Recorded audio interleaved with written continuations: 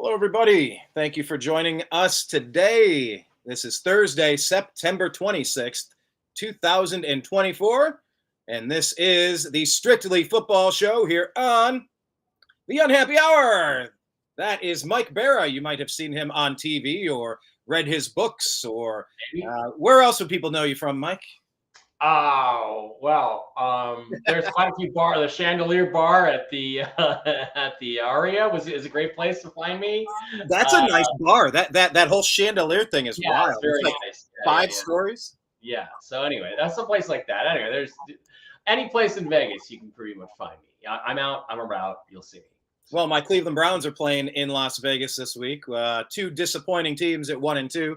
I'm sure we will pull that up and talk about it in a moment. But yes, definitely thank you for following us today. My name's Brian Engelman. This is, as I said, Strictly Football. He's a Seahawks fan. I'm a Browns fan.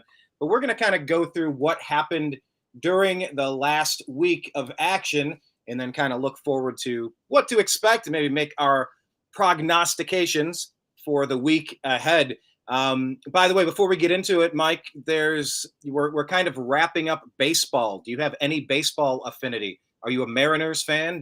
Are you excited about the A's coming to your backyard? Well, nobody is a Mariners fan. We're a Mariners sufferer, much like the Factory of Sadness that you have out in Cleveland. We had the same thing in Seattle. It's absolute misery. We did make the playoffs last year by the skin of our teeth, but that's Playoffs. Playoffs. Playoffs. Win a game. Yeah, that's my kitty wins in.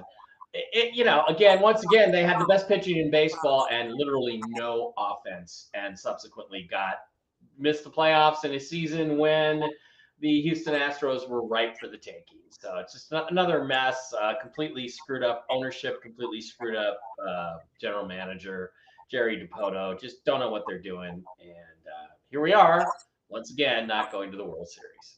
You've had some great players, man. So the Ken Griffey's, the Ichiros, the Alex Rodriguez's. You've had some really nice talent up there in Seattle over the years. Well, but it doesn't amount to anything because you have a lot of problems. You have individual pieces, but you don't have any vision or team coherence.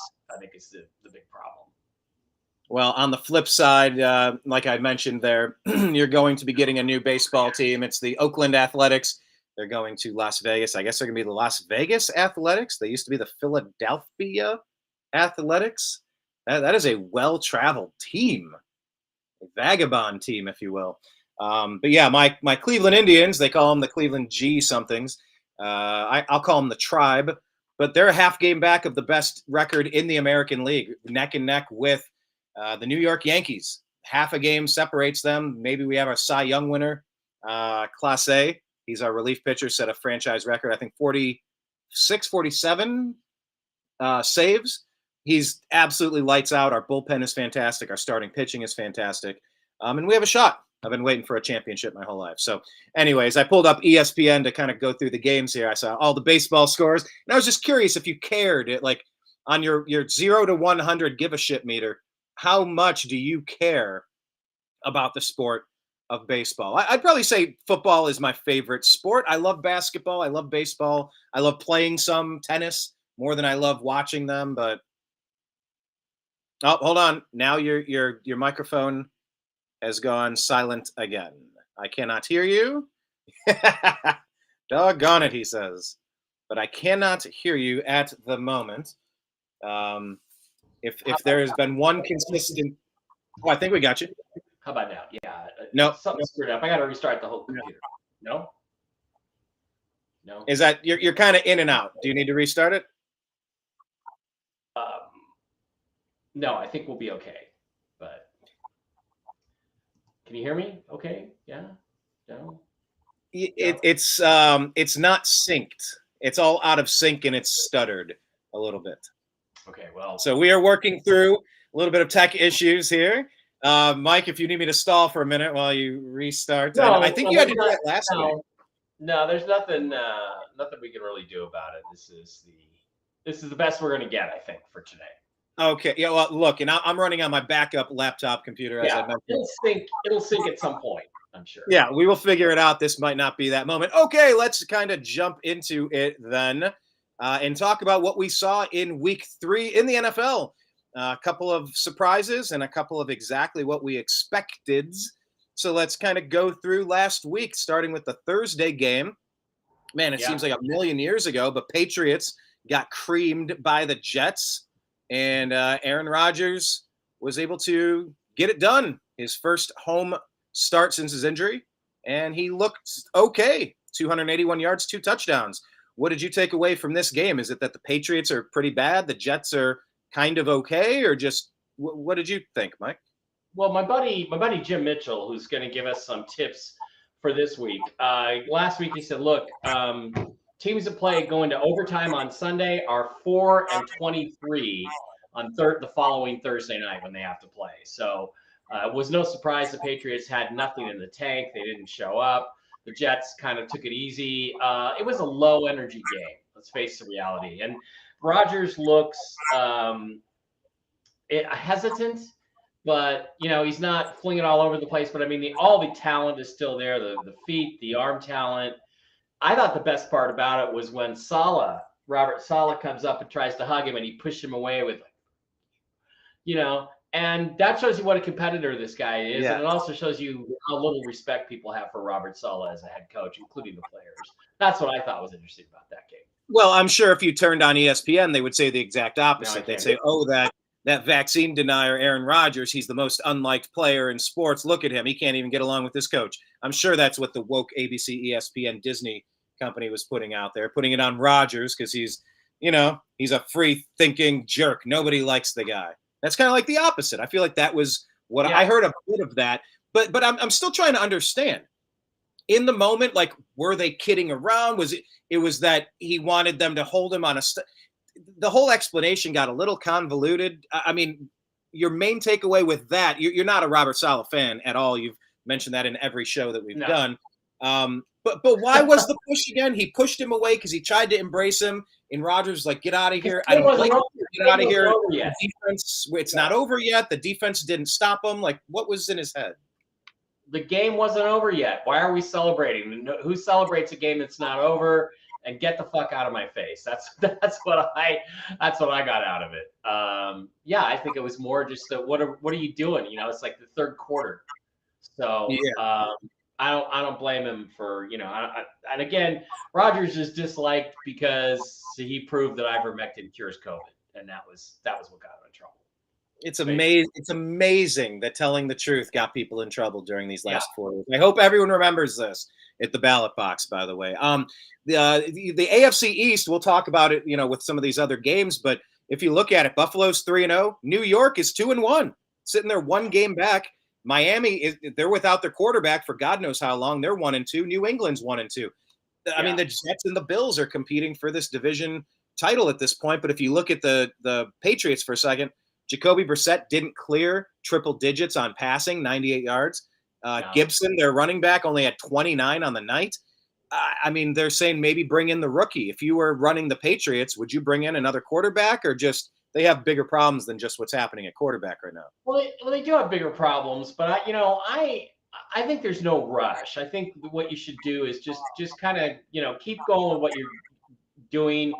Figure out what you do well and what you don't do well before you bring the rookie. And there's no point in rushing him. I would do the same thing they did last week. I would keep starting Brissett, and if the game gets out of hand or you fall far behind, you bring in Drake May and give him a shot, But if you're going to do that, you got to give him some practice reps during the week. And I understand last week they didn't do that, and then they threw him out there. That's like textbook how to screw up a rookie quarterback and shoot his confidence. So I wouldn't do that again. But, I think there's no rush on putting him out there. You can definitely put him out there in week 8 or week 9 and have him play half a season and find out a lot more about Drake May than you're going to find out about him right now. This is only the third time he's ever been on a football field for a real game. So he's ever, suited up. So come on, that's pushing things. I got into a big debate this week with people about developing quarterbacks. People are trying to give up on Will Levis, who I advocated for the Seahawks to draft with either the 5th or 20th pick in 2023. And, I simply pointed out his first 12 games, he's ahead of Peyton Manning's progress, and Peyton Manning's going into the Hall of Fame, and he's ahead of Josh Allen. by miles in terms of his progress. And Josh Allen is, by a lot of people considered the best QB in the league right now. So, don't rush these guys. Give them a chance. They're rookies and they're playing the most complex position in the game, which is quarterback in the NFL. It doesn't get any more complicated than that. Yeah, and you're right. If you look back at some of the careers of the Peyton Mannings, and you could go down, there's a laundry list of people that didn't jump out of the gate, leading the pack by any stretch. It's I was actually looking at another graphic. It was in one of my Cleveland Browns groups, probably the Unhappy Hour Facebook group, and it was just breaking down all of the bad contracts in sports. I mean, the 49ers gave away 2 or 3 first-round picks and a bunch to get Trey Lance just to get rid of him. 3 of them. It's like Deshaun Watson. Oh, that was a terrible, terrible acquisition. It's like there have been a ton of terrible acquisitions. The Panthers gave up a bunch to get Bryce Young, who they just got benched for Andy Dalton. We'll talk about that, but it's really hard to get quarterback right. You have to. The thing is, you don't get it right unless you take a big chance, and otherwise you end up like the Seahawks, where you're 8-9, 9-8 for the rest of your life. And is that really do you want to really be in purgatory, or do you want to take a big chance and maybe you're swinging for the fences and you're hoping you at least hit a double, but if you hit a grand slam, man, you're in the Super Bowl these days. So I've been doing the Unhappy Hour shows for 13 years or something like that, and I used to have guy Zach Barris on. He did some scouting on the West Coast for college and then the pros. And we'd always bring up the NBA example of the Atlanta Hawks. I mean, there was like a 10, 12-year run there where they were always right around the 7th seed, the 8th seed, the 6th seed, maybe a 5th, but usually 6 or 7, 8. And it's just like you're good enough to make the playoffs, but you're not bad enough to get in the lottery so you can get like one of those impact players to get you over the hump. Like, is it better to suck and focus on the draft and kind of clean out and go after free agents, or just mired in mediocrity? And I've got Seahawks Twitter clowns telling me, oh, well, they can just get a guy lower down. They did it with Russell Wilson. And I'm like, Russell Wilson is a once-in-a-generation get in the draft. Seriously, do you seriously think for the second time in 12 years, you're going to find a freaking Hall of Famer in the 3rd fucking round? You're out of your mind. I mean, the only reason the Seahawks got Wilson is because the Jaguars drafted a punter because they thought he was too short at 5'10". I mean, goodness gracious, folks, let's use our brains. If you have a guy, you think he's got the talent, you think he's the guy, you gotta go get him. So I don't blame teams for taking chances. But the other thing it tells you, Brian, is so what? What are 3 first-round picks worth? You spent 3 first-round picks to go get Trey Lance 3 years ago, 2 years ago. They've been in the Super Bowl last year, and they've been one of the top teams for the last 3 years. The 49ers. It doesn't cost them anything. You can find other ways to get guys on your roster that are good players if you know what you're doing. That's my fear with the Seahawks is they don't know what they're doing. So that's a perfect segue. And they don't know what they're doing. Well, that's a perfect segue to this. I mean, a lot of people are questioning what the New York Giants are doing. Danny Dimes getting that big contract. That was definitely on the list there of questionable decisions regarding the quarterback position. But what are they doing? Talk about the Cleveland Browns. I mean, came out of the gate game 1 looking like trash. Game 2 kind of got it together, but it's still, the lone victory on the season against that team that drafted the punter, the Jacksonville Jaguars. Yeah. Not that win. It came down to a Hail Mary in the end zone. It was not a comfortable win, but it was a win. And it's like, all right, look, we got the Giants. Here's a winnable game. Well, let's not look ahead of ourselves. It was nice that Amari Cooper got 2 touchdowns because he's started off really suspect. But we found a way to lose this game. The defense got better for the Browns in the second half, didn't really give up anything to the Giants in the second half, but that 21-point spot was just too much to overcome for this really inept and now injured Cleveland Browns offense. So, we saw a few more big plays out of Deshaun Watson, but really the line was bad. On top of the line being bad, Deshaun still missed a bunch of opportunities that he could have made. What did you take away from this game? 1-2 teams now.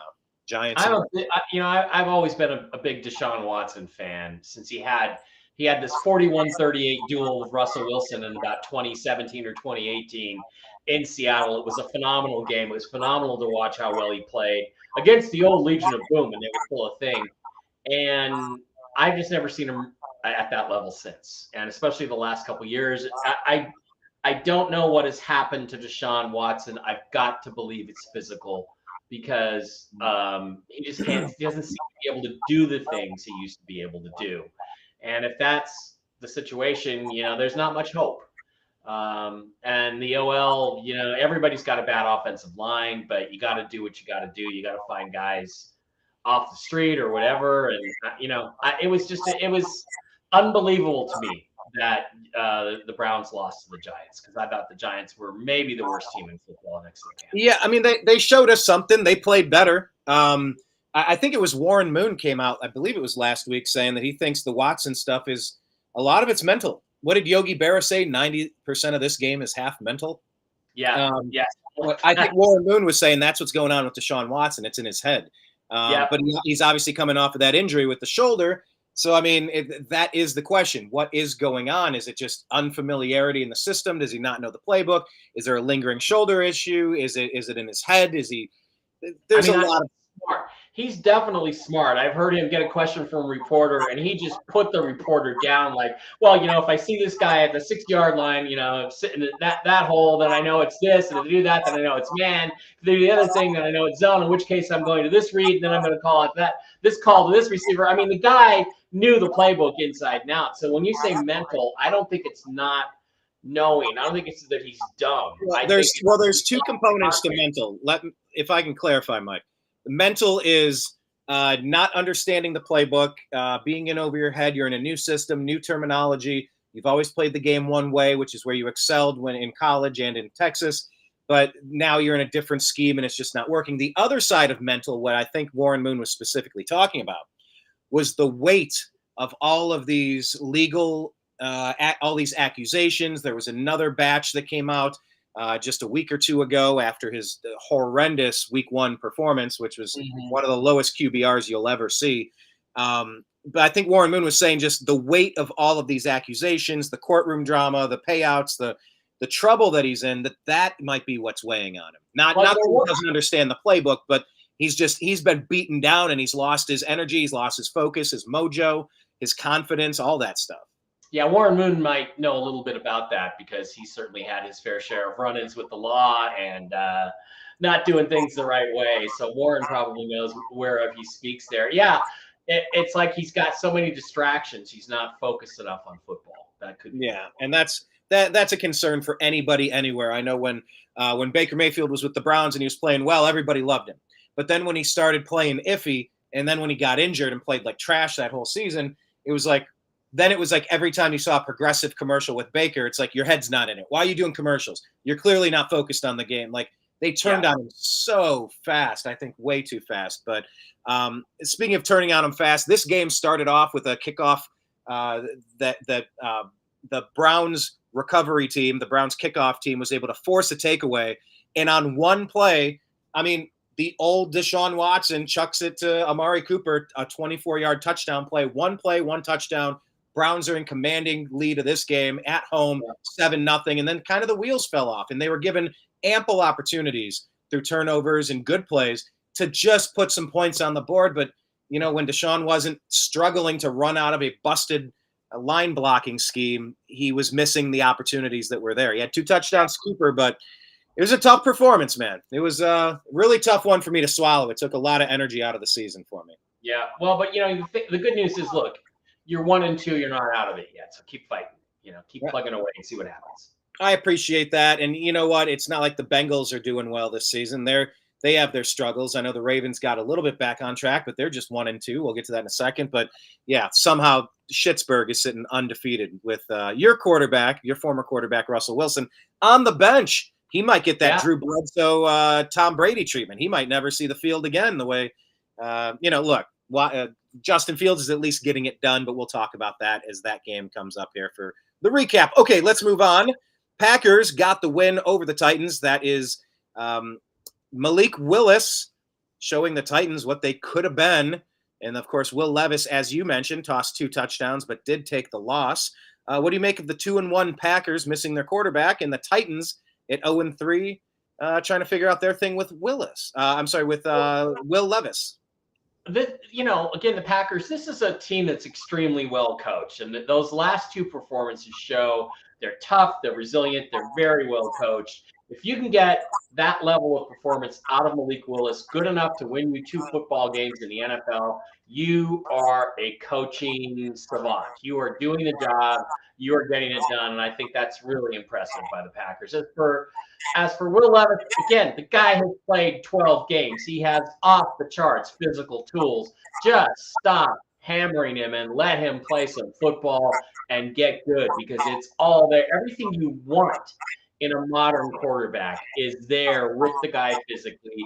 Let him play. Let him make his mistakes. You're not contenders anywhere anyway. Stop beating up on this guy and let him grow. And that's what I think that the Titans got to do. And look, the bottom line is they're supposed to have one of the best defenses in the league, and they got run over by the Packers. So, good luck with that, Tennessee. You're just not a very good football team, and it's not your quarterback's fault. Yeah, there's a lot going on there, but I like the point you made about just the Packers being a well-coached team. I brought up Schittsburg a moment ago, and it's just there are stable franchises and there are unstable franchises. Cleveland has been a mess since Bernie and Bill Belichick. We had our run in the late 80s and the mid to late 90s when the team was stolen.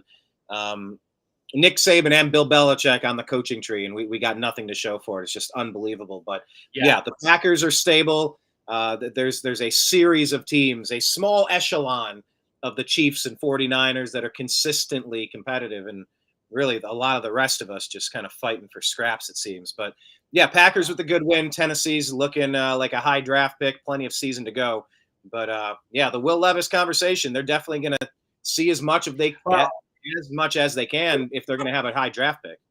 Yeah, let's revisit it after the guy has 30 or 25 or 30 starts, and we'll start talking about it. So. All right, perfect. Fair point. Let's talk about another new quarterback that does not have many performances under his belt.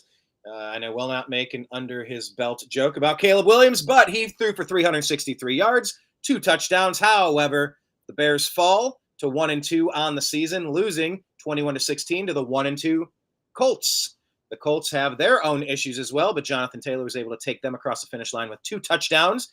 Despite some uneven quarterback play from their physically talented, but does he fully understand the nuances of the game quarterback, Anthony Richardson? What say you, Mike?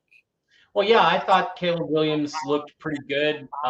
You can't judge a guy on touchdowns right away. It's only been 3 games. You got to give him a chance to develop that rapport with his receivers.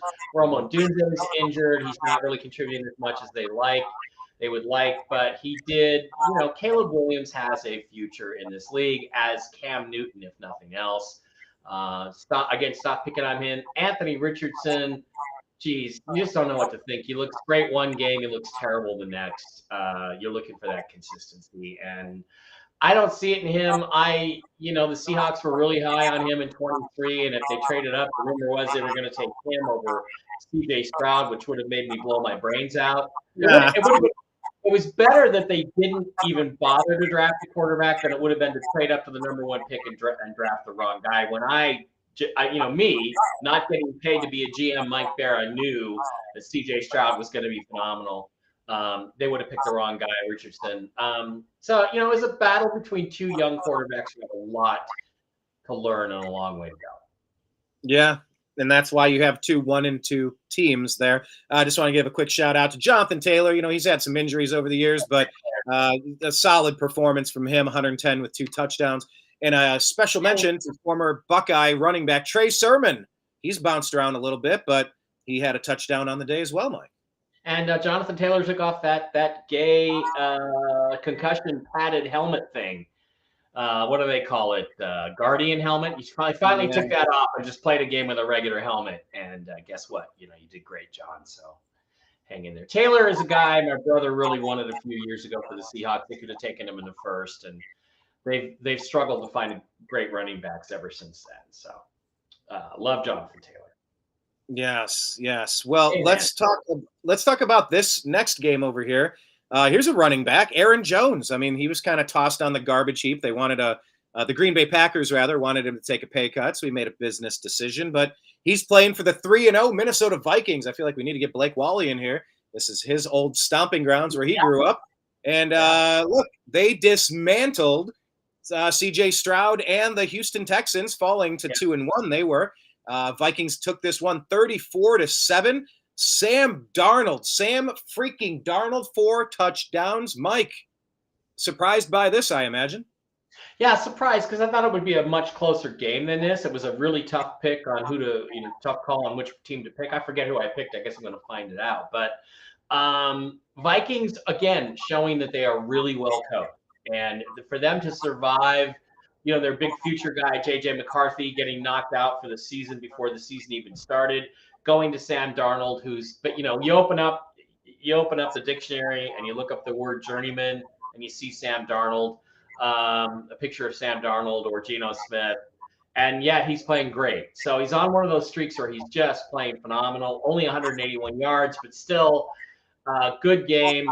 Aaron Jones is a great running back. And again, their defense did some things to C.J. Stroud that I don't think he's seen before. And I think that really confused him and frustrated the Texans. So great win for the Vikings. They, in spite of the fact that Sam Darnold is their quarterback, they're a legit 3-0 team. They actually beat a good football team. So congrats to them. And that's my second city. I lived there for 7 years, and I used to kind of root for the Vikings. So. Oh, I didn't know you lived there you said 7 years in Minnesota? Bloomington, yeah. Oh, wow. Okay, neat. Yeah, I was Cleveland, Los Angeles, and Louisville. So that's kind of my stomping grounds. Yeah, it's this game featured Stephon Diggs, of course, from the Vikings previously, and then the Bills afterward. But yeah, Stephon Diggs is now the number 1 over there, getting 12 targets. It's just really weird. I got Tank Dell on my fantasy football roster in my dynasty league, and man, I know he had an injury last year, but he has fallen off in targets. He's only getting targeted half as much at 6. Nowhere near the same performance. But Nico Collins strong there, but it just wasn't the Texans' day, like you said. The defense of the Vikings was. What were they doing differently? They were dropping extra men. They were blitzing extra men, or they were confusing.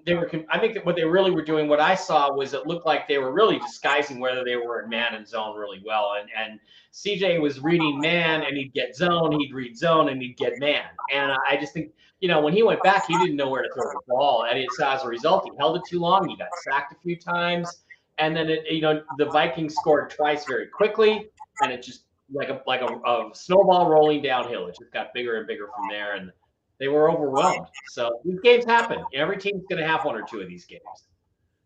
Yeah, you're right. You're absolutely right about that. And talking about the next game here, New Orleans Saints, they were undefeated. They looked kind of ridiculous, honestly. They looked like an offensive juggernaut, but the Derek Carr show has come back to earth, only scoring 12 points in this loss to the Eagles. Eagles and Saints now 2-1 on the season. And Saquon Barkley, of course, still crushing it. He is the fantasy football early season MVP, it seems. You usually need to ride the hot hand of the running back to your league title. Sometimes you get him, sometimes you don't. But Saquon so far has been crushing it. And Dallas Goedert, a guy I drafted in my dynasty league as a rookie, very excitedly because I was thin at tight end. That dude went for 10 receptions, 170 yards. As the Eagles get that 15-12 win. What say you on this one, Mike? Ugly game, surprising. But again, what the Eagles did is they said, look, we're not going to let Derek Carr throw the ball deep to their new receiver. What's his name? I forget the receiver's name. Their main receiver. Not Rashid Shaheed. Rashid Shaheed. We're going to take that away and see if Derek Carr can beat us in the intermediate stuff. And he couldn't. And so a great defensive performance. A really clearly very well scouted game for the Eagles. They scouted the Saints really well, took away what they've been doing so successfully, and did not allow them to play with a big lead. And that was significant, kept the game close, made them fight for every yard. And was this game all field goals? Pretty much, not, or did Hurts? Yeah, I got a touchdown from Chris Olave. Chris Olave, shout out to you. So mostly field goals, but Olave and Barkley each had, I guess Barkley had 2 touchdowns. So just worked out to be a defensive game, physical, and the Eagles were smart, kept it close, took the air out of the ball, and the Saints were not able they were not able to get over the hump this time. Yeah, I think they're two talented teams. We'll see how the rest of the season shakes out, but yeah, I think if the Saints could be asked if you'd be happy being 2-1 at this point, I think they'd be happy. There is some concern about Jalen Hurts and maybe some of his decision making in this game. No touchdowns, an interception here. Any thoughts on Hurts? I know like he kind of peaked 2 years ago. He's another guy I drafted in my dynasty league. And by the way, for anyone that doesn't pay enough attention to football, I recommend all you got to do is get in a dynasty league or two, and you will quickly follow players throughout their careers, and you will quickly at least skim the results of the games. It helps you stay a super fan without mega time commitment there. But do you have any thoughts on Jalen Hurts being the man at quarterback? I know they've had a couple of the mans who they've paid, Carson Wentz and Nick Foles, and they're gone. So they're all in on Hurts, but is he the right guy?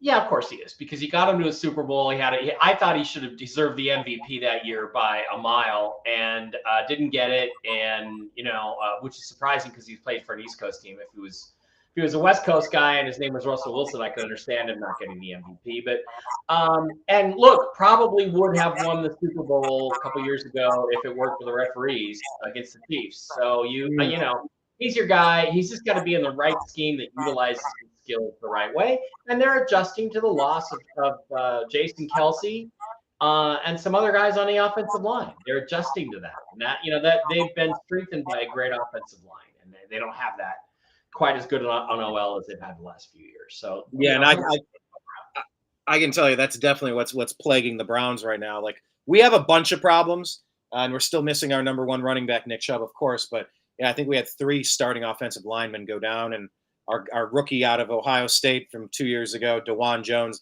they're saying he looks like he's 450 pounds. He can hardly move out there. So his conditioning is being called into question. And it's just, if you don't have an O-line, you're in for a long season. The Browns famously had started 5 quarterbacks last year and still made the playoffs. And the amount of injuries on that offensive line were immense. But I just don't know that we have the depth to withstand it. But, like we said, it's a lot of this game starts and ends with that offensive line. We'll see how they piece it together. I just know the Browns are suffering from letting Bill Callahan go coach with his son Callahan, who's heading up the Tennessee Titans. They asked, hey, well, my son's the head coach. Can I go play with them? I know I'm under contract. They're like, oh, sure, go. And I'm like, no, you can't let you're the offensive line guru. You're the O-line whisperer. You can't leave. Here's a ball and chain. We're going to lock you to the wall. You're attached. You cannot leave. We'll pay you really well, but we're going to make you stay. That's what I would do. Yeah, something like that. But, it is what it is, and we'll see how it shakes out. All right, here's another game here between 2 hard-nosed teams where a lot of it depends on the offensive line performance. Traditionally and lately, the Chargers have been very run-heavy lately. They only score 10 under Harbaugh's leadership in this game against the Steelers with a stout defense. Steelers are 3-0, doggone it, in our division in the AFC North, unfortunately. The headline here being that Justin Fields has been playing mistake-free football, Mike. Did enough to get it done. A touchdown to Calvin Austin III. Najee Harris knocked in 70 yards rushing. And look, Fields, he might not be doing a ton, but look, he's 245 yards, 25 of 32, and he has a touchdown with no big mistakes. I mean, what do you take away from this 20-10 win of the Steelers versus Chargers? Did you learn more about the Steelers or the Chargers here? More about the Steelers, because the Chargers, 10 a.m. West Coast team, like I've talked about the last couple of weeks, sluggish game. I kind of expected that. I don't remember if I picked the Steelers. I should have. If I didn't, I'm a dumbass. I'm dumb. I picked the Chargers. I'm not going to make that mistake again. And the Steelers were just good enough to get the job done. And that's, again, Justin Fields just doesn't have it in the passing game. Has everything else you want in a quarterback. I think, though, at some point the Steelers are going to be faced with a situation where they're going to have to throw the ball downfield to win games, and that's when you're going to see Russell Wilson come off the bench and start winning games for them. But that time today is not that day, and Justin Fields did good enough. But let's face. Is anybody scared of Justin Fields? Really? You just got to worry about him running, make him pass, and beat you that way. And by the way, let me add that Justin Fields, former Buckeye, shout out to you. Lots of Buckeyes doing well in the NFL. Congrats. He also added a 5-yard touchdown run of his own. Look, Fields was great on the Buckeyes in college. C.J. Stroud was great on the Buckeyes in college. Like, they were both able to, different players, of course. Dwayne Haskins. I mean, we've had some interesting quarterback play over the past few years, but he's just getting it done. Is he going to be the one to hit you the home run when you need it? That's the question. That remains to be seen. But he has them 3-0. They're in the driver's seat of the division lead. That's huge. Being up 2 games with only 3 games into the season. That makes a difference. Yeah, that makes a difference. Yep. So, now I'm getting a huge feedback on your side. Okay, I tried to fix something and it made it worse. Okay. Yes, I took the gain of your feed and I cranked it up about 40%, trying to equalize it as best I could. Okay, well, all right. Okay, now I think the feedback is gone. That's okay, cool. Good. Anyway, not cool. Steelers win. Also, next game, not cool. Buccaneers lose because I really root for Baker freaking Mayfield, as everybody knows. Unfortunately, they only put up 7 points. Not a great game. But look, you've been very adamant. You've been very vocal on Bo Nix and the Broncos, and they had not been a very good team. They were 0-2 coming in, but they walk away 1-2, drop the Buccaneers to 2-1. Nix runs for a TD, and Lutz kicks 4 field goals here. So yeah, I guess same question. Did we learn more about the Broncos or the Bucs? Well, the Bucs probably played a little over their head the first 2 weeks. They put a lot of energy into beating Detroit in week 2. I think they came out beat up, a little slow. Shockingly, the West Coast team on the West Coast time zone, the Broncos go in at 10 a.m. and they were ready to play. They came out to win that game. Bo Nix was really good. He didn't have a touchdown pass again. Doesn't have any yet. That'll come, I think. But he played so much better, so much more in control against a physical team. And I think you really have to say Bo Nix was the big reason the Broncos pulled this game out, because his stats were really pretty good.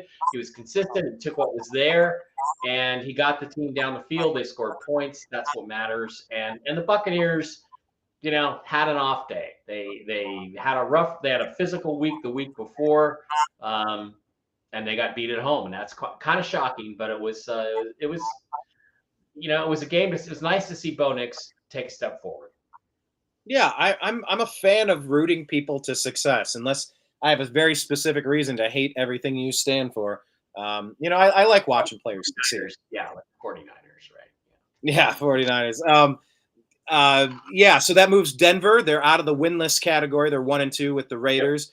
And of course, in their division, it's so weird having Los Angeles. The San Diego Chargers, just call them that. That's what they should be.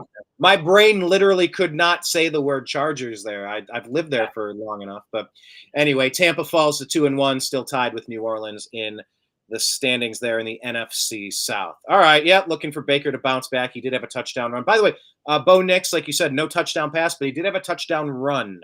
So that doesn't quite count, but it's something. Let's talk about this one, a guy that did not run for touchdowns, but look what he did. He slung the ball 319 yards for 3 touchdowns. This is the Red Rocket, Andy Dalton, the guy that just will not go away.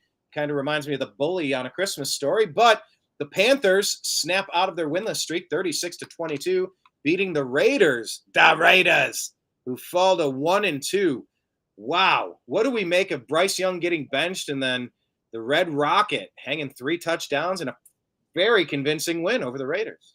Shocking. I mean, it was shocking how bad the Panthers beat the Raiders. Again, the Raiders, they had a pretty good win in week 2. I think they beat the Redskins or Commanders or whatever they're called on the road. And then they just absolutely get plastered at home by the Panthers. Not good for the Raiders. But again, the Raiders do not have an elite quarterback. And I like Gardner Minshew. Most people do. I love Gardner Minshew as a backup and a starter for 2 or 3 weeks while your starter is out. I don't love him as a guy you're going to get behind every week because he doesn't have that consistency. And Andy Dalton showing you how it gets done, all that experience, all that all that revenge to play for. A lot of I'll show you guys stuff in Andy Dalton, whose big knock was that he wasn't tough enough, he wasn't mean enough, he didn't want to win bad enough, that he was too Christian, too close to God, and didn't have that competitive fuck you edge, and he found it. Played great, and I don't know, what does this say about Bryce Young? I don't know. I don't know, because what happens is when you make a change like this, there's this big emotional gathering, right? We may be looking at Andy Dalton in 3 or 4 or 5 weeks and seeing the same stuff we saw out of Bryce Young. So let's wait on that judgment. Let's wait on that. He looked great yesterday or the other day on Sunday, but we'll see long term if Andy Dalton can maintain that level of performance, and if the Panthers are really that good. I think the answer to both those questions is probably no. So. However, I do think it looks like it's time for Bryce Young to go somewhere else, because it just did not work in Carolina. Yeah, well, look, I mean, Baker Mayfield had the same situation. It didn't work for him in Carolina, and went to the Rams and then found a home down in Tampa. So, at the end of this game, they had Aiden O'Connell playing quarterback through a touchdown. So, Gardner did not continue that entire game, although it was mostly out of hand at that point. The Raiders got 15 of their points, kind of in garbage time there. Shocking that the Panthers could play that well as a unit. Really shocking. It just goes to show Chuba Hubbard with 114 yards on the day. It just goes to show, it's the reminder of any given Sunday, and that it's a long season. It's not baseball. 182 game season. Whatever it's settled in on now, but every game is so damn important with 17 regular season games on the schedule, and every win is important. You look at these standings here, the AFC West and the NFC South. Look, there's not a winless team in either of these divisions now. So when we're talking about the winless teams, the Titans, it starts to really matter if you have 0 wins and you're trying to get that game-changing quarterback in this upcoming draft. So, these meaningless games between the Raiders and the Panthers in week 3, it doesn't mean anything, but every single game means something at the end of the season. That's why the NFL is so compelling. Yeah, that's why it's so compelling. Absolutely. It really is. Well, in the compelling storyline here, moving to the Dolphins Seahawks, this is where you're going to shine, of course. Look, the high-powered, high-flying Dolphins offense, they couldn't do anything with their backup quarterback, and then he got hurt, and then they're down to their third-string quarterback. There's a lot of rumors right now that Bryce Young would look great in a Dolphins jersey. They need him. He probably needs a fresh start. But then again, are they ready to really give up on him at this point? You watch this game as close as anyone, being a Seahawks fan. You guys hung 24 on him, improving to undefeated status. Ring the bell, 3-0 on the season. Dolphins fall to 1-2. Tell me about the game. Has anybody seen Tyreek Hill? Did the cops arrest him again? Was he even at the game? Mike, I think I saw. I'll tell you who found him. Let me tell you who found him. I'm in a fantasy football league with my friend Clint from college. Yeah. We co-manage a team. It's kind of like an excuse for us to text each other a little bit more throughout the, whatever.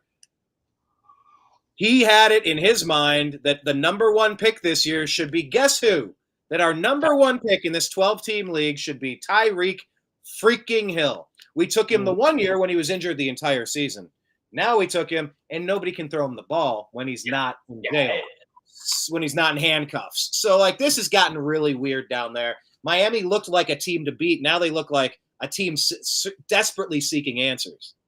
They had nothing in that game. They had nothing on offense. They had nothing on defense. They had very low effort. I think they packed it in and were ready to go home by about the end of the third quarter. Tyreek Hill, I don't even remember him touching the ball, honestly. And we have a good secondary. We do not have a great secondary, but their quarterback just couldn't get the ball out. They couldn't get it to Tyreek. Neither one of them.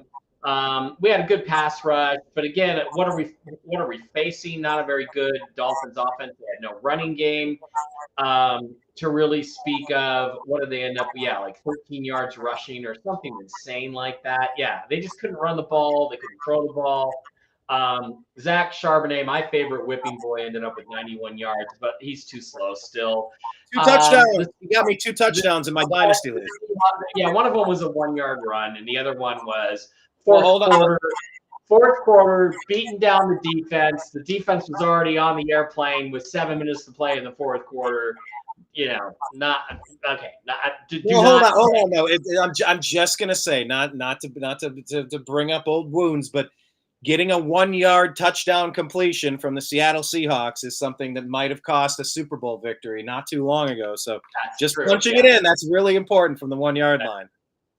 I think the thing here is we didn't learn anything about the Seahawks because they've played 3 really terrible teams, or at least teams that were in a terrible state when we played them. Like the Dolphins probably aren't a terrible team, but when we played them, that's probably the worst they're going to look all year, just from everything that was going on with them. There was no fight in them. We beat them up. We walked away. Geno Smith, again, check down Charlie. Almost every completion was within 8 or 9 yards of the line of scrimmage, and then run for another 6, 8, 9 yards. The receivers are doing a good job of that. But here's the thing.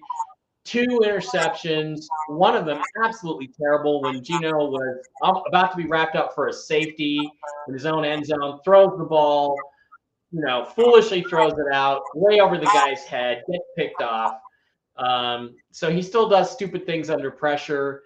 Geno's got 3 touchdown passes this year, all 3 on totally broken coverages to wide open guys. He still hasn't thrown a touchdown pass that I would say was contested in any way, shape, or form. So I don't know. Can you say anything about the Seahawks? No, because again, it's like I said the other night. There was a fight in 1972 with Mike Quarry, the light heavyweight champion Bob Foster, and Mike Quarry, white guy, came in, brother of Jerry Quarry, big white heavyweight guy. And they asked Foster, well, why do you think Mike Quarry is 40 years old? And Foster said, because he hasn't fought anybody. And then Foster knocked him out with 1 punch in the 4th round. Best 1-punch knockout I've ever seen in my life. Same thing with the Seahawks. They're 3-0 because they haven't played anybody yet. So I think we get a test this week. Monday night against the Lions. We'll have to see what happens on that. But, there's not a lot to take from this game. Everything stayed pretty much the same. Hey, man, look, you're 3-0. You can take that to the bank. That's sure better than 2-1. It's sure better than 1-2, where my Cleveland Browns are. You're 2 games up on everybody in your like this stuff really matters. Yeah. You're up on the Cardinals, on the Rams, and the 49ers are 1-2. Yep. You're 3-0 in that tough division. Like, congrats. You can take that away. That is something. I remain skeptical. And you look, the Steelers a couple years ago were undefeated through 9 games or something, and it was like I was working with a guy, and he said, I'm from this area. He goes, this is the worst undefeated team I have ever seen. This is not going to, and the wheels fell off. They completely fell off. So you're right to be skeptical, but look, prove it. You are what your record says you are, and right now it says you're one of the few undefeated teams. So enjoy it. Yeah, congratulations. The Seahawks are undefeated. What they are not is impressive. Let's put it that way. There's the quote of the day. That's what you need to tweet out. That's the Mike Bara tweet that you need at Seahawks Boys, and tag at the Unhappy Hour _, and we'll retweet it. That's right. Okay, let's move to this game. The Ravens and the Cowboys. Wow, here's another set of disappointing 1-2 teams. I would imagine Cowboys lose this one. It's close. 25-28. Cowboys lost it at home. Ravens get their first win on the season. Derrick Henry brushing back father time, rumbling, bumbling, stumbling for 2 touchdowns and 151 yards. And Lamar gets this win. Whew. I mean, there were a lot of points scored here. It was a 3-point game. Did you watch this one, and what did you take away? What impressed you? I watched parts of it. You should not have paid Dak more than Lamar, because I think that pissed Lamar off. And look, Cowboys are soft. It's face reality. Mike McCarthy is a soft coach. His Packer teams were soft. The Cowboys are soft. And please stop picking the Cowboys. They're just not that good.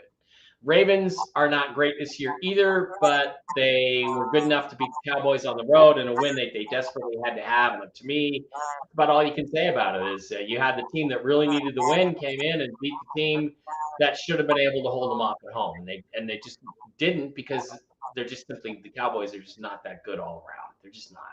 And I'll just say that first game of the season, Cowboys put a whooping on the Cleveland Browns. So in my head, I'm thinking the Cowboys are good. And look, if you just look at raw data, if you just peel off the raw data with the passing attack of Prescott, 379 yards, 2 touchdowns, no interceptions. That's not a bad day at the office. You are neither as good nor as bad as you look in week 1, Brian. Just never forget that.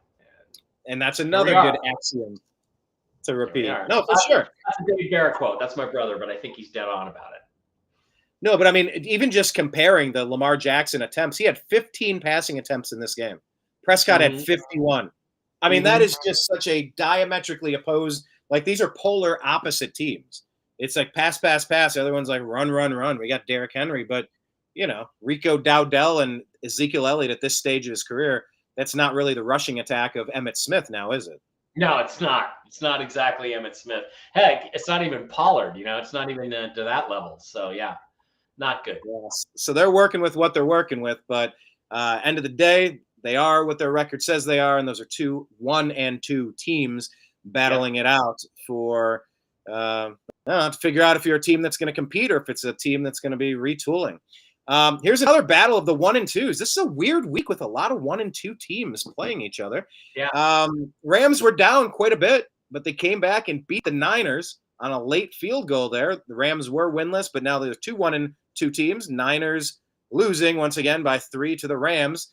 Look, Brock Purdy, 3 touchdowns, but they got the loss. Kyron Williams, 2 touchdowns for the Rams. That was good for me in that fantasy league because I needed his points for sure. And Jennings with 3 touchdowns for the Niners. These are teams you're very familiar with. What did you glean from this one? Did anything concern you, or did anything make you laugh at their misery in particular? No, both teams have problems, but the Rams are really well coached, and they did not quit. They did not quit, and you got to give Sean McVay a lot of credit for keeping his team in the game, keeping them focused.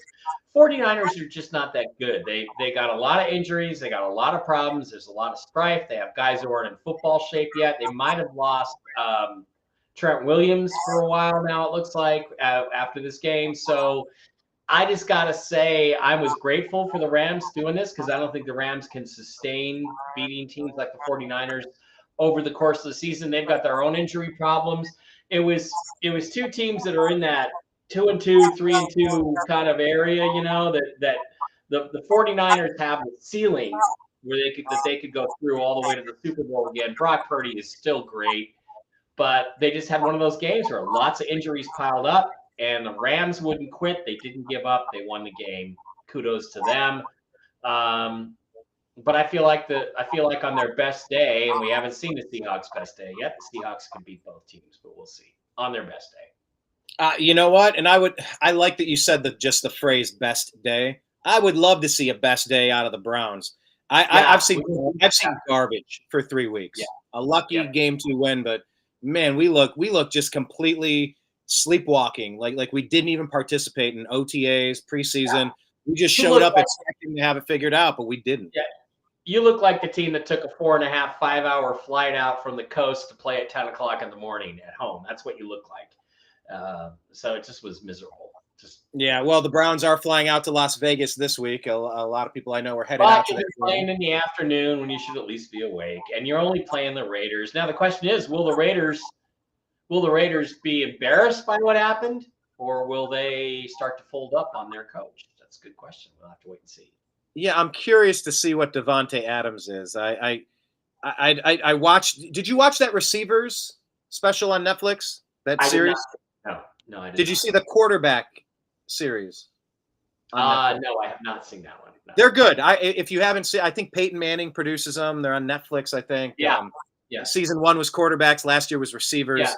Yeah, there was a big deal there because everybody was making such a big deal out of Russell Wilson having an office when he was in Denver. And then on the quarterbacks thing, they found out that like half the guys in the league, quarterbacks in the league, have their own office in the locker room. So, it's only Russ is a diva though. But Russ is anyway. I know. Some of these media narratives can be just so tiresome, so taxing, so disingenuous, so fake. And predictable. So predictable. Absolutely. Well, was this one predictable? The Lions bouncing back in a victory over the Cardinals.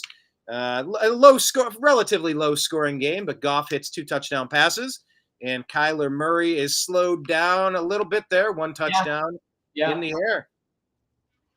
Yeah, again, that game, I'm glad the Lions won because they'll be less desperate to beat the Seahawks on Monday, although I think they're going to still, be fired up for that. Aiden Hutchinson.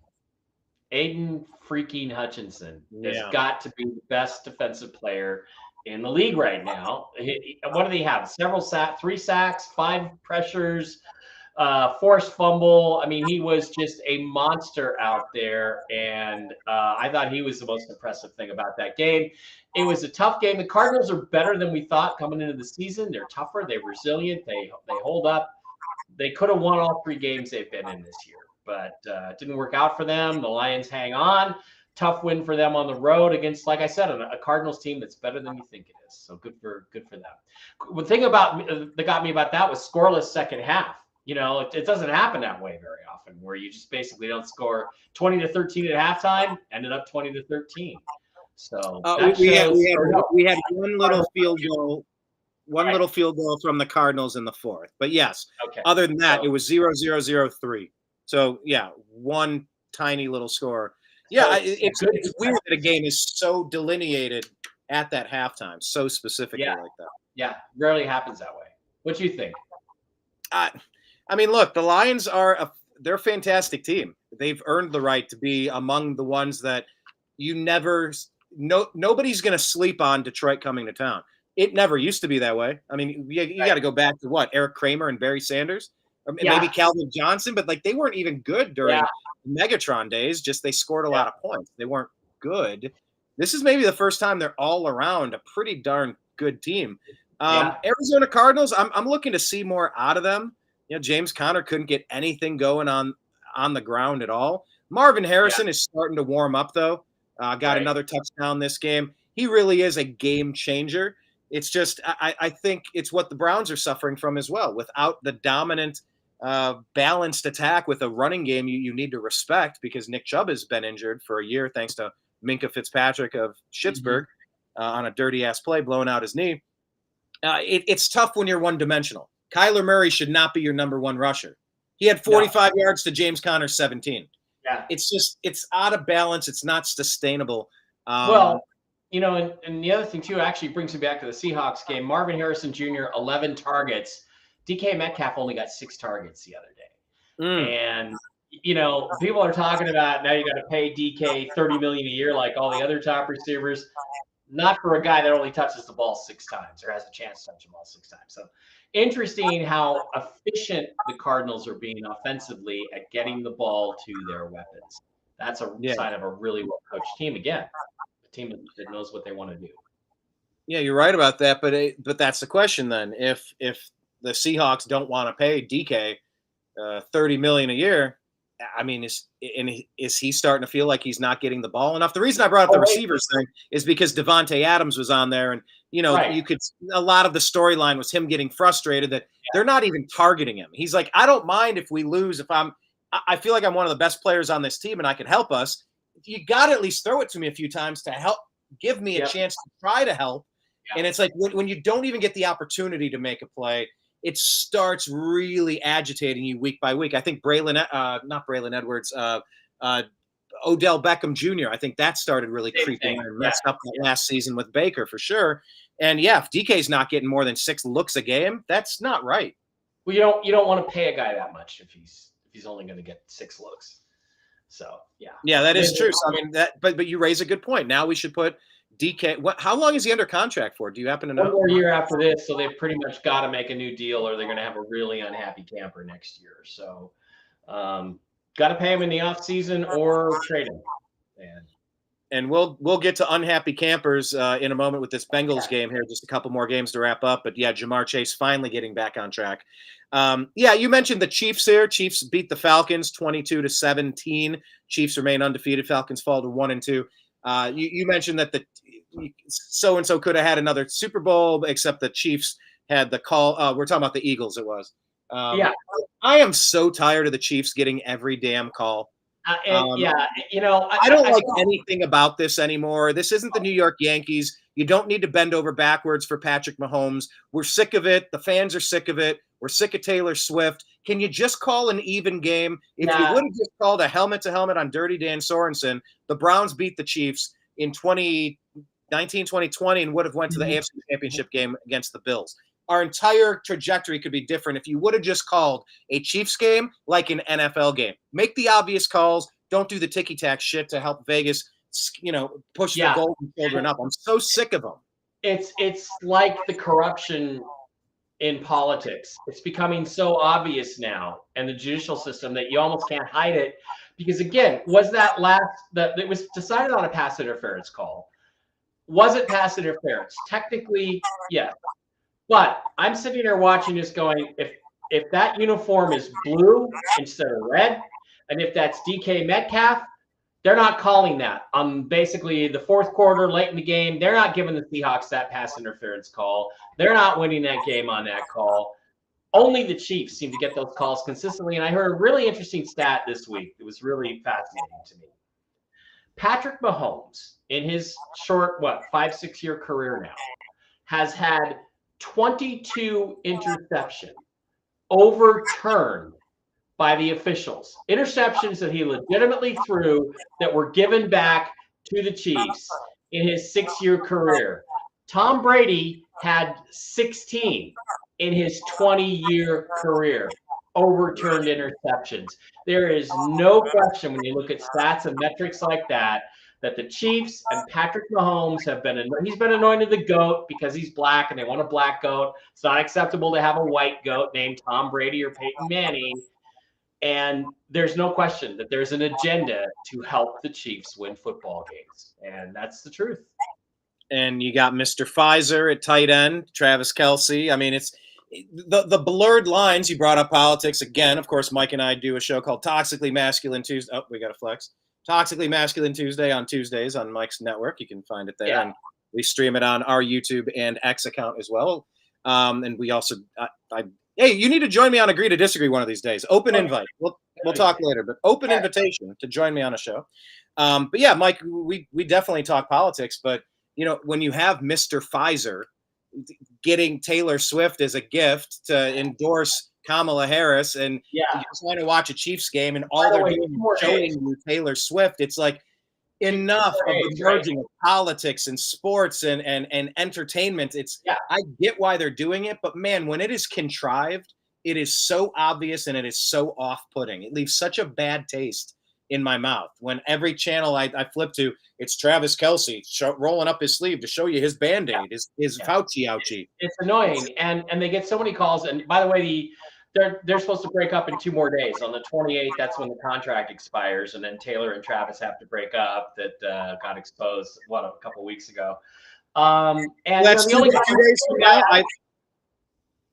The only guy I root for anymore on that team is Travis Butker for standing up for the women and men of America. So good for you. Not Travis Butker. Harrison Butker. Good for him. Yeah, and I'll tell you, thank you. Thank you for saying that. Good on you. Yes. Harrison Butker got so much grief because he's like, yeah, you know how like whoever they are, they convince the women that they shouldn't raise families and like be awesome in their homes with their kids and their families, and you should go work and be property of somebody else and told what to do, and you value the value of our currency 98%. Harrison's like, yeah, the best. You've been lied to. The best thing we could be doing is raising awesome American families. Now, on one hand, I think a lot of people are not having families because they just can't afford it.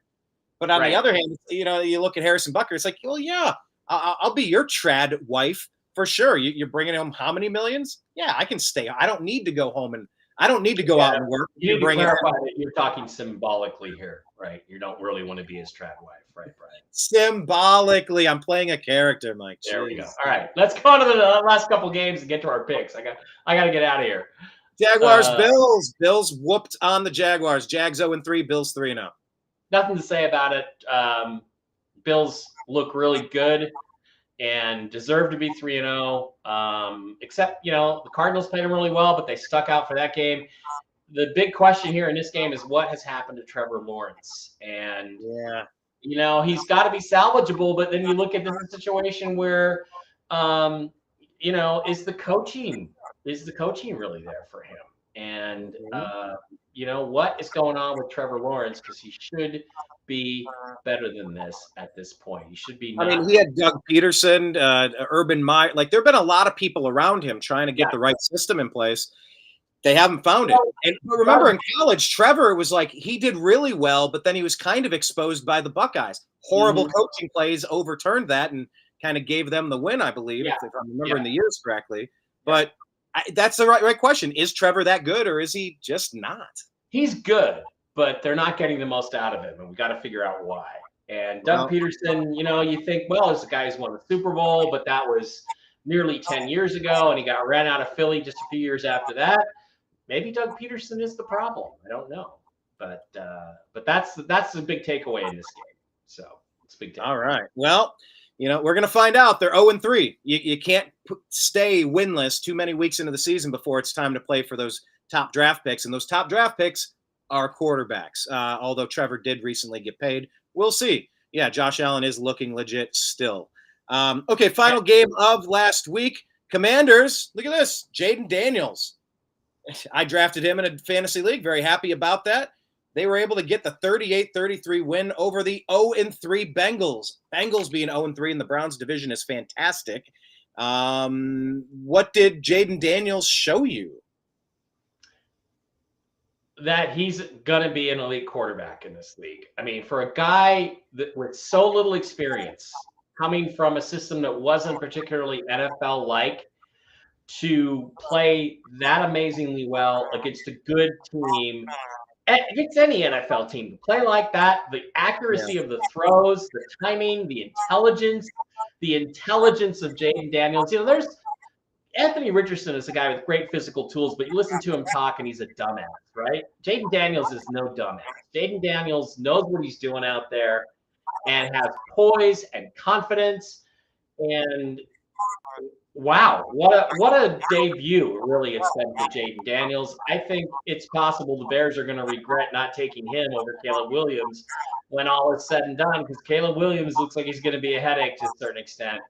Jaden Daniels, this year's CJ Stroud, I think he just looks great so far. And what else can you say about him than that? He checks every box athletically, and also, he reminds me, not physically at all, but watching that game, the first time I've seriously watched Jaden Daniels, it reminded me of the first time I ever watched Russell Wilson play as a starter. Game 3, preseason, Kansas City, and you watch the game, and I'm like, this guy's going to win us the Super Bowl. And I look at Jaden Daniels, and I say to myself, this guy is going to win a Super Bowl.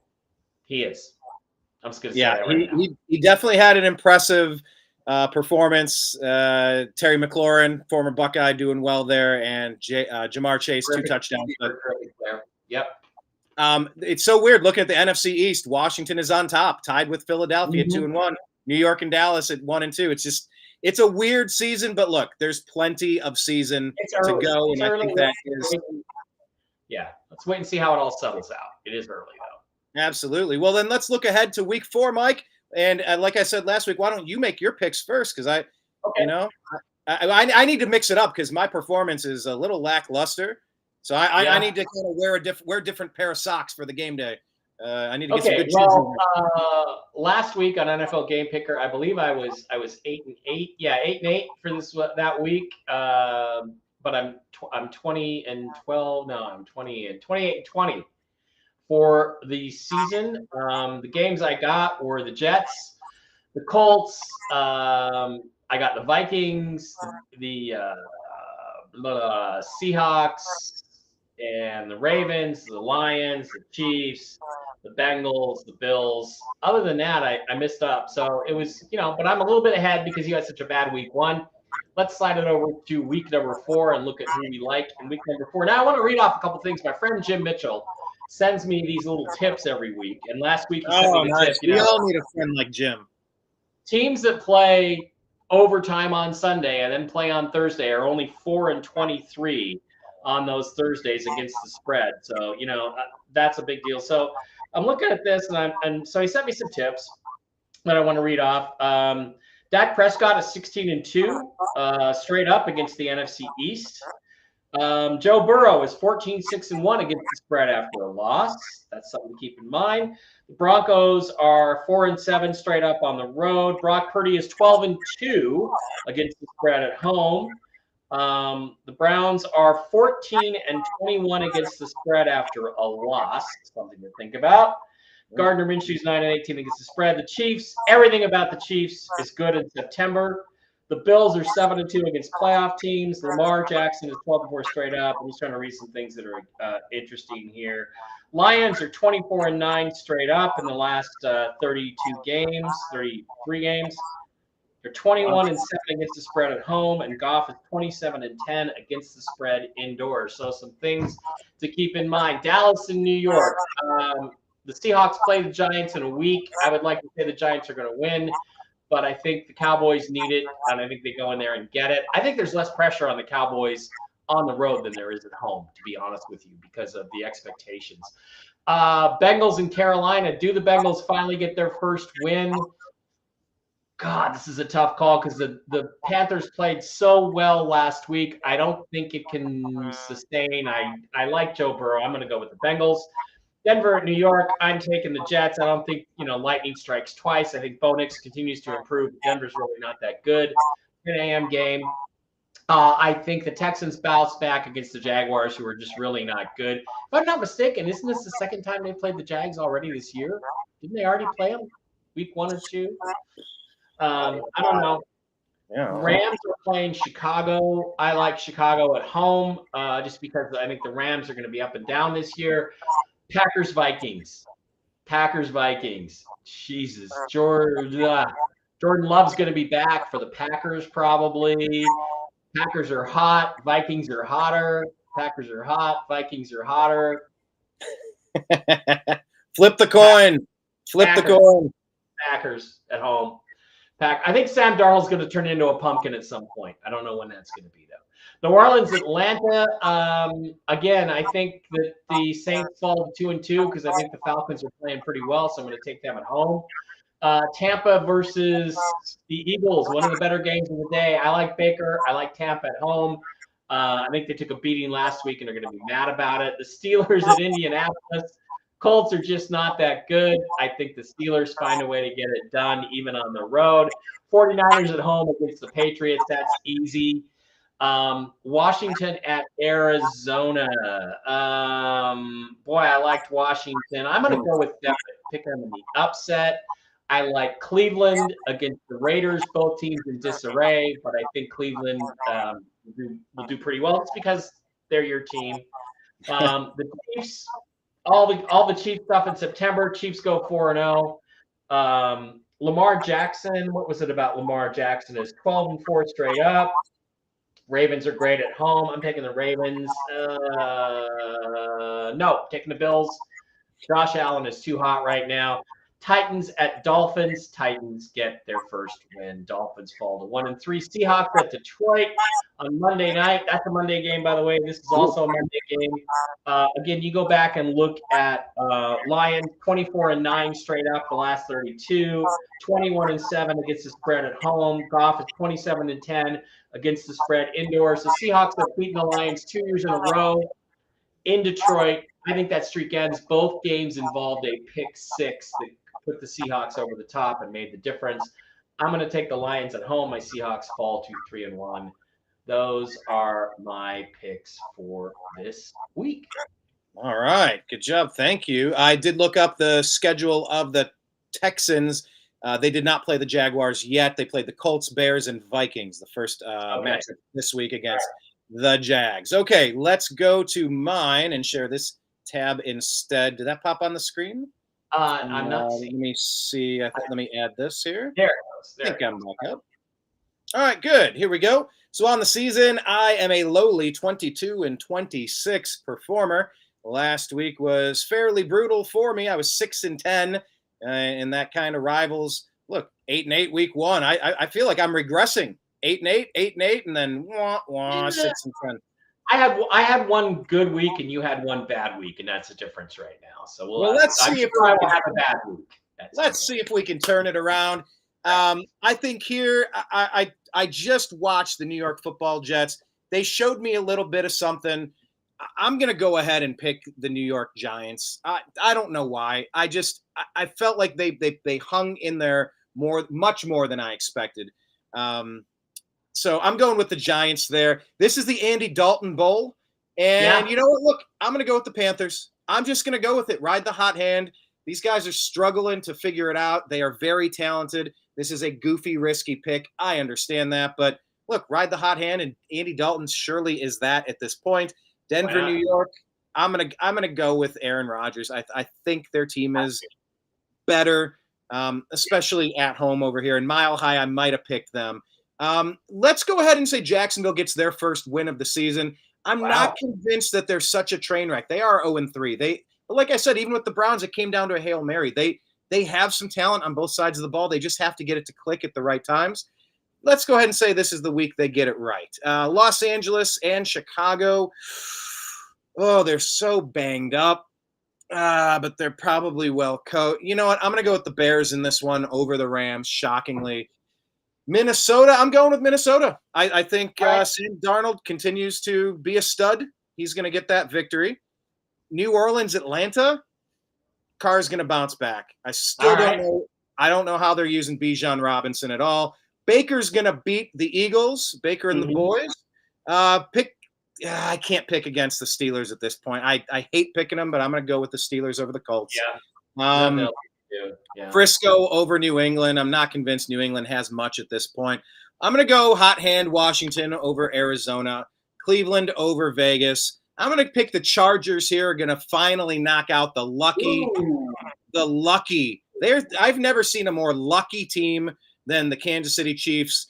I think the Lightning Bolts take them down and give them the first loss on the season. And like the same thing I just said there, I'm going to say Baltimore wins and gives the Buffalo Bills their first loss on the season. They're tough at home, and they're just a well-coached team as well.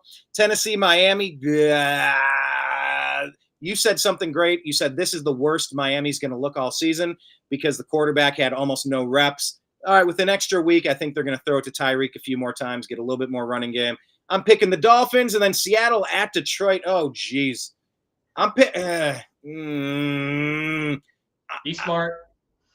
I'm going to go with the Lions. You talked me out of it because you're just so convincing that they haven't played anybody tough. I'm going to go with the Lions in that one. And that wraps up our predictions. Go back up a little bit. There are a couple of picks there. Roll up the screen a little bit. All right, let's go. Yeah. Where was the gutsy call? Well, I had a couple gutsy calls. Well, probably Minnesota over Green Bay or Chicago over the Rams. Jacksonville over Houston. Jacksonville is big balls. That's big balls. But that's pretty stupid. Every team's pretty much going to win a game sooner or later, except if you're the 2009 Lions, 2008 Lions, and you're not. Or the Cleveland Browns of 2017. Yeah. That was so. Carolina over Cincinnati. That was another gutsy one. New York over Dallas. My whole pick week was just, I'm going to do the opposite of what Mike's doing because I got to try to make up some ground here. So feast or famine, one of us is going to come out way differently than the other. It's not really a competition. It's just for fun. But it was a great week in the NFL. It should be exciting this week. I think tonight's game is going to be fun to watch. I don't think it's going to be a blowout. Either way, we'll see. All right, perfect. Tell people anything you want them to know, where to follow you, what you got coming up next. Seahawk Boy Mike B on Twitter, at Seahawk Boy Mike B on Twitter X is a good place to follow me. And I've got Seahawk Boys TV on YouTube and Seahawk Boys TV on Rumble. Follow the channel. I didn't do a Seahawks video this week because I felt like I didn't have anything to say because it was pretty obvious what was going on in that game. So I suspect I will have more to say this week. And let me just tell everybody, I love my Hawks, but Geno Smith is not elite. He's not. What would it take for you to be convinced Geno's elite? What would it take? A Super Bowl win? He'd have to play a great, consistently strong season and a Super Bowl win. And he just is never going to do that. He hasn't done it yet, so he's not going to. And he hasn't done it this year. So any given year. All right. Well, we'd have to get really lucky to even get to a Super Bowl with Geno. Well, that's every team in the league, by the way. Every team needs a little bit of luck on their side for sure. All right, Mike, thank you very much. And to everybody else, make sure you're following the New American Media and the Unhappy Hour in all of the platforms. And we'll be back on Thursday at 5 p.m. Eastern to deliver you another Strictly Football episode. Mike, is Brooks coming back on Tuesday? Or I think he may be back by then, but we shall see. I don't know if we're going to need you another week. I think he said 3 or 4 weeks. It's been 3, so we'll see. You let me know. I appreciate you coming in on Toxically Masculine Tuesday and filling out the role. Anytime. Thank you so much, Mike. We'll see you next Thursday, everybody.